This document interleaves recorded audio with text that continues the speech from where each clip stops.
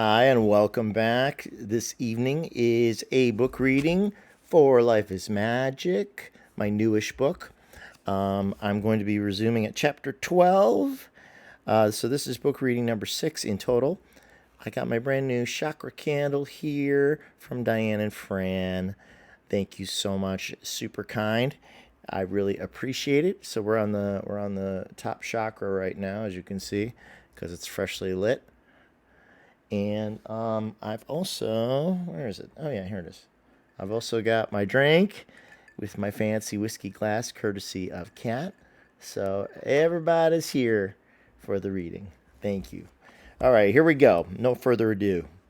Chapter 12 is called Warp, Bubbles, and Weird Time. Warp, Bubbles, and Weird Time. Ready?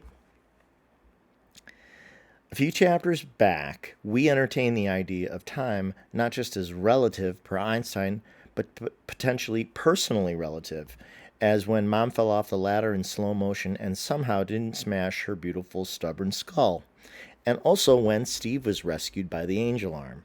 In each instance, time seemed to slow down for them, though we presumed that it moved at the same pace as usual for everyone else around. Certainly, everyone has had the sensation of time passing very quickly, especially in the fun company of people we really like Mom and I at the book fair. Sometimes a day flies by and it's like time doesn't apply anymore. We're outside or on top of it. We're joyfully surfing the hours without care. We're free. Is being inside the little bubble of joyful timelessness more than just a feeling? When time feels like it's going quickly or slowly, are we actually experiencing personal time dilation instead? Can two different experiences of time coexist in the same reality? And does the Pope shit in the woods? Sorry, I had to. Might have used that joke in the last book too. I can't remember. Neither can the Pope. Research organizations like NASA have been studying warp bubbles for years. The concept is desirable in part because of the vast distances between solar systems. Without some way of overcoming the speed of light, our dream of exploring other galaxies is nearly impossible. Sure, we can get to Mars and the Moon, but those are our neighbors in astronomical terms. They're in the same solar system. But to reach Alpha Centauri, the next closest star to Earth, would take 4.37 years, even if we were somehow able to travel at the speed of light. It's 25 trillion miles away, or 300,000 times the distance of the Earth to the Sun. That's really, really, really far. Our closest neighbor in a galaxy of hundreds of billions of stars and within a universe of hundreds of billions of galaxies is still that far away. The universe is really fucking big. Sorry, potty mouth today, in parentheses. Yeah, really. In theory, a bubble would allow for interstellar travel, and we know they're possible because enormous gravitational objects like stars and black holes demonstrably bend space time already. For any hypothetical warp drive equipped spaceship on an interstellar voyage, the bubble would theoretically contract space time in front of the vessel, flow over it, then expand space behind it. The bubble isn't really a bubble, it's just a small area of warped space. And the spaceship isn't being propelled to move faster than the speed of light, but rather the ship slides forward when the warp bubble contracts the space time in front of it, or something like that. The practical effect is the same, though. The practical effect is the same, though. It's like traveling through time to people on the ship. That calls for a sip.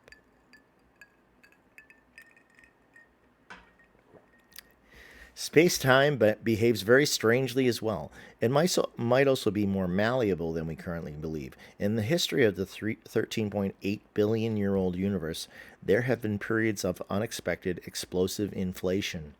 Given the observable distances between objects which had once been closer together, space has seemingly expanded at faster than light speeds, defying what we think we know about physics. Scientists and cosmologists now entertain the possibility that different areas of the universe might have slightly different versions of the cosmological constant and other physical laws. In other words, perhaps in some faraway places, gravity, dark matter, and dark energy work somewhat differently than our local area. String theory gets String theory sometimes gets pulled into this as well. Then take quantum mechanics, in which the speed of light is irrelevant, as we discussed earlier. Related atomic particles can jump through spacetime instantaneously from one point to another without having to physically travel along a straight line from A to B at all. This was mysterious to Einstein and confounded him for the rest of his life after he deduced the theory of relativity at a young age, and it's still hard for us lay people to comprehend. We also don't know if time is just a property of this reality or exists in other potential dimensions, realities as well. Excuse me. As the psychics I follow say, linear time does not exist on the other side or not in the way it does here, which is what gives spirit. What happened there? Sorry. Oh. All the psychics I follow say linear time does not exist on the other side or not in the way it does here, which is what gives spirit a unique vantage point on humanity that is holistic. Some evolved beings can supposedly observe all history, past, present, and future, and the Akashic records are said to contain the sum total of all events which have happened or will ever happen in the universe. I don't even know if I entirely believe that. I kind of do. Even though all of history might already exist, humans like us living in 3D still have free will, but the decisions we make may have already occurred when viewed from outside. It's another paradox, but not one that twists me up as much as others for some reason. In this dimension on planet Earth, we are, at minimum, certain that time is an agent of change and that our experience of time is primarily linear in one direction, forward, for the purposes of personal growth and evolution. I had a dream years ago that I was in deep space and could actually see time. It looked like individual tangled bands of wire. I wrote about it in the first book. What's interesting is that in just the last few years, physicists have finally been able to see long predicted gravity waves, which are only produced by the collisions of enormous black holes or massive stars. Gravity has long been understood as a property of the universe, but to actually be able to measure and see gravity waves was a big leap forward. So perhaps someday science will also confirm the existence of particles or waves which propagate time as well. And maybe they'll resemble tangled bands of wire like in my dream. We're getting closer, as you'll read below. Okay. Then there's a dash dash dash to indicate a separate section within the same chapter. In early 2016, during a period of abundant synchronicity, I experienced a handful of odd events all related to time. It began in the most mundane way with the clock on my iPhone when I noticed one day that it was behind by exactly 15 minutes at the top of 1 hour. I looked at it, then looked at the clock on my work computer and the one on the wall, both with the correct time, but my phone wasn't. How weird. Was my phone going bad? That's never happened since then, by the way. But wait, there's more. Cell phones get their time from cell towers, which in turn get their time from the continental atomic clock. My phone was otherwise working perfectly. When I looked at it again a few hours later, it was the correct time. Then it happened a second time later in the same day. Again, the phone was behind by exactly 15 minutes at the top of the hour. Was there some significance to 15 minutes? Then once again, the phone corrected itself before the day was over. I looked up iPhone clock 15 minutes behind on the web. Some people had had the same experience with their phones 15 or 20 minutes behind. On a technical support message board, one user speculated that it may have been due to a recent software update.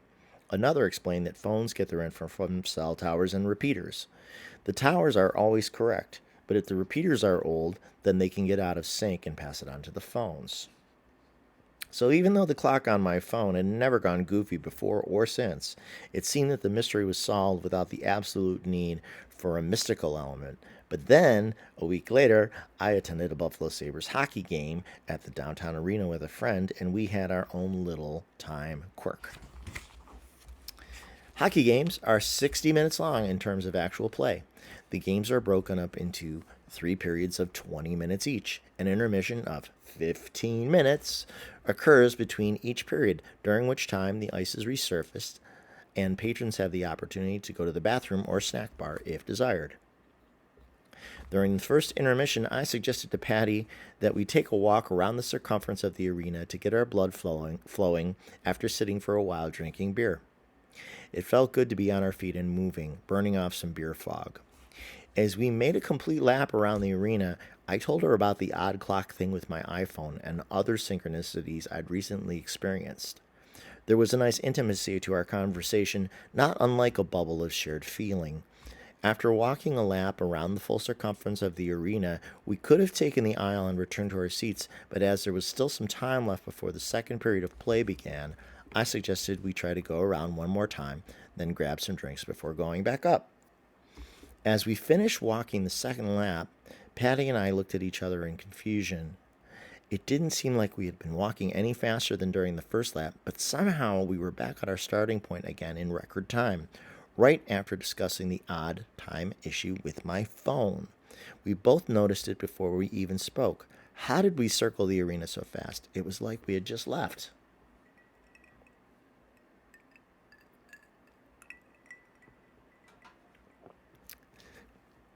Did our conversation about time and synchronicity affect the walk somehow? Was my iPhone glitch a preview and clue to be aware of the 15-minute intermissions during the hockey game? Excuse me. Could we have created our own little personal warp bubble to walk around the perimeter of the arena at a faster speed because we were having a good time and united in shared oddball thoughts? Is it possible that by talking about time bubbles, Patty and I drew the possibility to us to experience a similar bubble of fun, time warping energy to speed around the arena together? Was this another little wink from the universe? I don't know. But we agreed that something weird and interesting had definitely occurred, and we were amused. Naturally, it got weirder. I decided to go to the restroom before we returned to our seats. The second period of the game had just started. The play-by-play television announcers were piped into the sound system throughout the arena. There was also a TV mounted in the corner of the men's room, so that you could watch the game while waiting in line to relieve yourself. I could still hear the announcers clearly from inside the bathroom stall while doing my business. I thought about how fast our second lap had gone. What was that about? Then I thought about the iPhone being behind twice in the same day by exactly 15 minutes, the same length of time as each hockey intermission. The phone clock episode was strange, though possibly explicable. Were the events related? Then I laughed to myself and thought, my life is getting strangely quantum like the TV show Quantum Leap with Scott Bakula. When I stepped out of the stall, I looked back up at the TV in the corner of the men's room. I was fully expecting to see the Sabres game, but instead, and I swear on my family's immortal souls that this is 100% true, I saw a crazy, metallic alien and Scott Bakula. An episode of Quantum Leap was playing on the bathroom TV. What the F? Quantum time leaping confirmed? That was weird. That was very weird. Slightly stunned and highly amused, I headed out of the bathroom.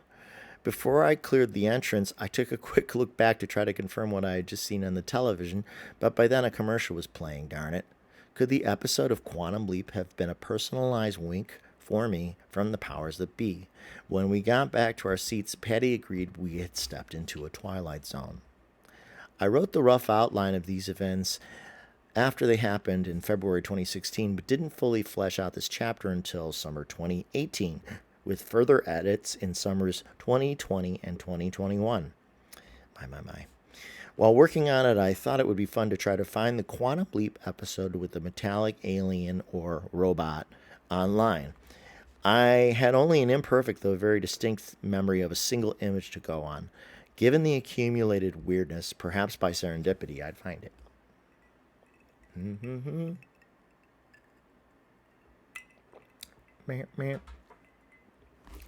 Naturally, I got distracted watching a different episode of the show instead.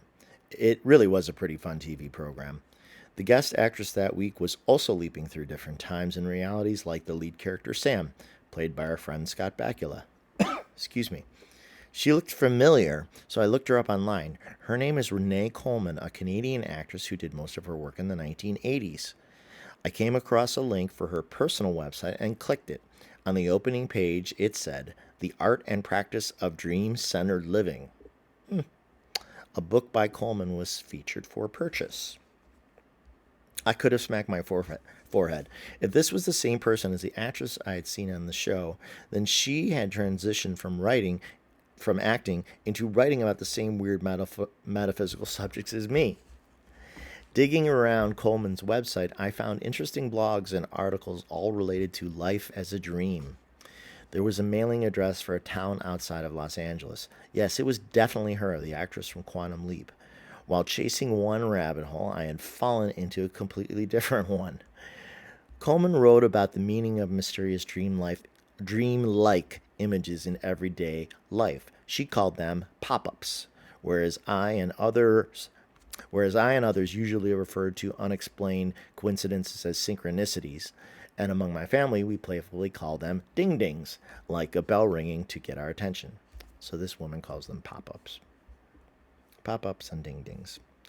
In one of Coleman's blog entries, she wrote, If images are indeed alive and trying to get our attention, like seeing Quantum Leap on a bathroom TV at a hockey arena after you just walked around it at a seemingly impossible pace, isn't it because the entire creative world is seeking our ongoing creative participation? It sure seems like the answer is yes. This is a continued quote from her. By their very nature, then, pop-ups seem to be trying to let us in on this open secret. Yes, once again, I agree with you, Renee. The open secret of synchronicities like the iPhone clock, laps at the hockey game, and Quantum Leap on a bathroom TV, and an actress from the TV show writing about the same odd subjects as myself, is that all things in life are fundamentally, bizarrely connected, as if we're indeed co-creating reality together as we move through time. Oh boy. Here's another quote from her. I suggest, therefore, that it's not what we do about pop-ups, but rather with them, how we tend them that matters, Coleman continued. And it's this central, ongoing, essential activity that makes up the art and practice of dream-centered living. Okay. In the moment, I felt strongly compelled to write to her, even at risk of coming off weird. She seemed like exactly the right kind of person to hear what I had experienced and perhaps be intrigued. I must have gotten sidetracked, though, because I didn't, or I chickened out. Maybe now that more time has passed, I'll just mail her a book with her chapter mark when this is finished. I haven't done that yet. Okay, how are we doing on pages? All right. All right, so then there's a little dashes in the book to indicate a change of subject again. These little things here. Same chapter, slightly new angle. Okay. Much later, I shared the pileup of odd related time-stretching stories with my recording studio collaborator and like-minded spiritualist friend, Mike Rourke. I figured he'd have a good take on these events given his similar belief system and mystical experiences. Besides, he's the person who mentioned warp bubbles to me in the first place. Mike listened to my long story and then recalled his own odd time skip from a few years prior. It was on a winter drive to work. At the time, Mike was living in the rural town of Springfield, New York, and teaching audio engineering at the University of Fredonia. Usually the drive to school took him 60 minutes. When he left home that day, he was already running 15 minutes late. There's that 15 minutes again. I was contemplating stopping for gas, but I was running out of time, he explained. Then the route that I was taking had a detour north in the opposite direction of where I was heading. I thought, you've got to be kidding me, as this would add another 2 or 3 miles in the wrong direction on rural back roads. Plus, there was a line of cars, so I couldn't speed. But I made it to work on time, even with the extra miles, and starting out 15 minutes late. So somehow, Mike's 60-minute trip became 45 minutes, even with extra miles. How? Referring to both my speedy trip around the hockey arena and Mike's impossible 60-minute drive in 45 minutes, including detours, he made an important observation. Both experiences came to us while in a pleasant, altered state of consciousness with peace of mind.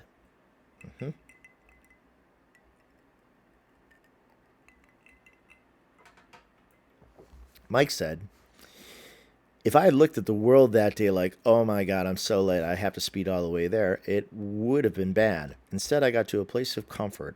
I pretended everything was coming to me super, super slow. It seemed like as I pretended to slow the scenery, things did get slower, like I was in a warp bubble. If time is linear, based on the atomic clocks, when I'm in a place of peace, I seem to move through it quicker because I end up having more time, he added. I agreed with Mike that both of our experiences had a different energy to them than everyday life, something more serene and in tune, and possibly quite importantly, with acceptance and enjoyment of the inherent absurdity in play. Maybe that's the essence of the big E, enlightenment. To literally be in the light in the moment. You gotta laugh as you go. I feel this pile of weird time stories is now impressive and or insane, but I'm good with it. A few days later, I went for a winter afternoon walk along Elmwood Avenue, one of Buffalo's main downtown arteries. I was well bundled and enjoying the chilly scenery, letting my mind wander and ponder. What else is new?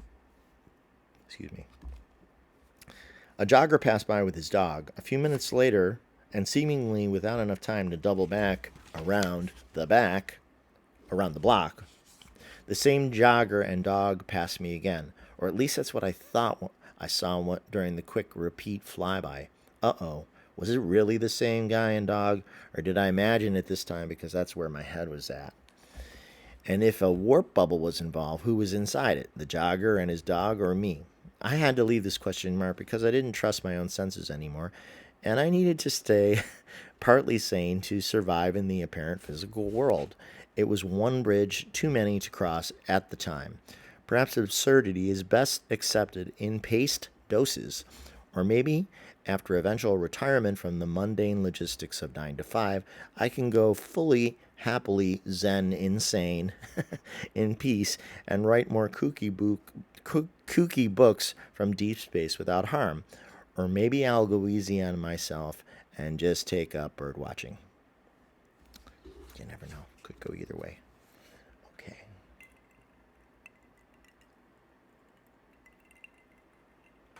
So, again, some dotted lines to indicate a new tangent, a new thought within the existing body of thoughts as we get into the back quarter of the chapter. Oh, speaking of birds, this chapter was essentially complete when another lovely event occurred in summer 2021, which could probably be filed under weird time dilation, dream-centered living, and or synchronicity, and probably all three. At the beginning of the year, I acquired a new online pen pal named Fran. She lives in the small town of Aramas, California, near the ocean beach, a bit south of San Jose. We got to know each other after I began reading my first book as a series of free weekly online installments on YouTube at the start of the year, literally January 1, 2021, attracting a small but enthusiastic audience of viewers and commenters. After we had gotten friendly, Fran related that she was having trouble with her eyesight and planned to see a specialist to address glaucoma. I decided to make a new impromptu YouTube video for her in which I prayed that she experience as much healing as possible while asking others watching to please pray for her too. I tried to make the case that as thoughts are energy in an as yet undetermined quantum universe, we might be able to influence a better outcome for Fran by combining the energy of our thoughts, prayers towards the good. This part's in parentheses. I never imagined being part of such a community or any community of any kind anywhere ever at all, especially as a young Generation X punk rock kid.